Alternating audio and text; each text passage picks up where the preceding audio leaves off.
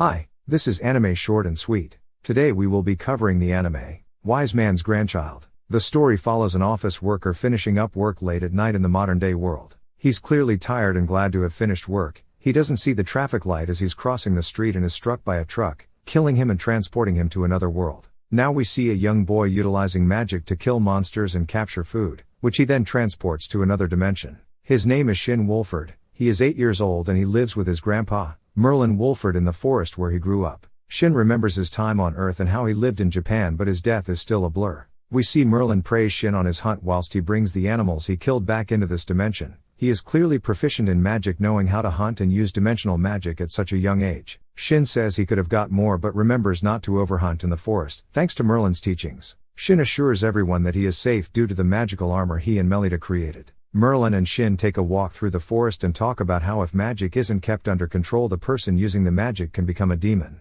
Shin asks about the monster who once sought to destroy an entire country but was defeated by Merlin, along with his status as a hero in the land. The two begin by using search magic, which allows the caster to detect magic in creatures, including evil demonic energies, which allows them to track down the demon. Shin and Merlin approach the demonic grizzly bear and Shin manages to decapitate it swiftly by removing its head, thanks to his quick agility which comes from his enchanted boots. Merlin questions what enchants he used on his gear and weapon and he nervously responds it's just the usual. With Shin's level of skill, Merlin, Melita, and Michelle wonder if it's so difficult to think he's from another world.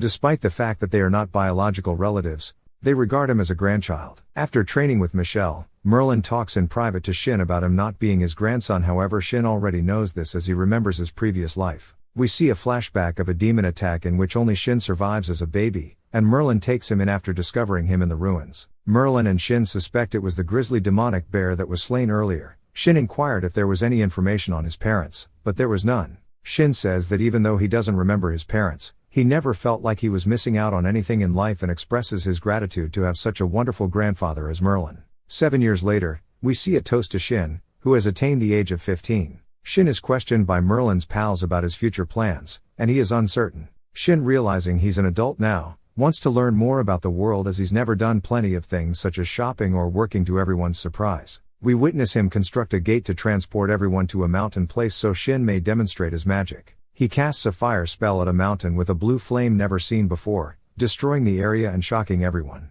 Upon heading back home with everyone, they discuss how Merlin's powers are far too strong to allow him to be let loose on the world, especially if another nation learned of him. One of Merlin's friends advises that he attend the Magic Academy to learn about the world in the royal capital and to see how powerful he truly is in comparison to other people. Merlin believes his friend wants to use Shin for military purposes, however he promises not to allow Shin to be involved in any military operations. When asked if Shin wants to attend to school, Merlin's friend agrees to arrange it for him. He claims that his nation's school is free of royal or noble influence, and that it is a merit-based academy, thus he cannot show favoritism. Shin doesn't understand what he means when he said his nation. When Merlin's friend identifies himself as King Decium von Earlshide, Merlin is taken aback and inquires about the red-haired woman Chris and the white-haired man Zieg. They clarify that they are the king's escort, as Chris is a member of the royal guard, and Zieg is an experienced magician with the court magic division. Mikkel is also a previous commander of the Order Knights. Shin doesn't understand why everyone is friends with Merlin and Melinda. King Decium explains the story about Merlin and Melinda defeating a demon that nearly destroyed the country and nearly killed the king.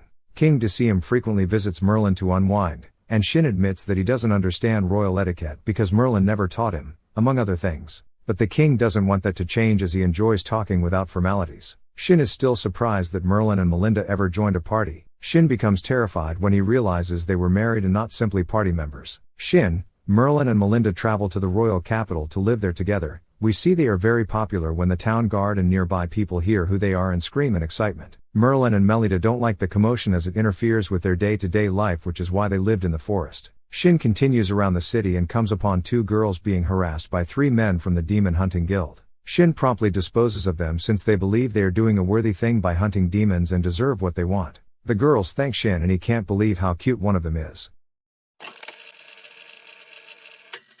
Thanks for watching Anime Short and Sweet. If you enjoyed this video, make sure you subscribe down below to my channel. See you next time.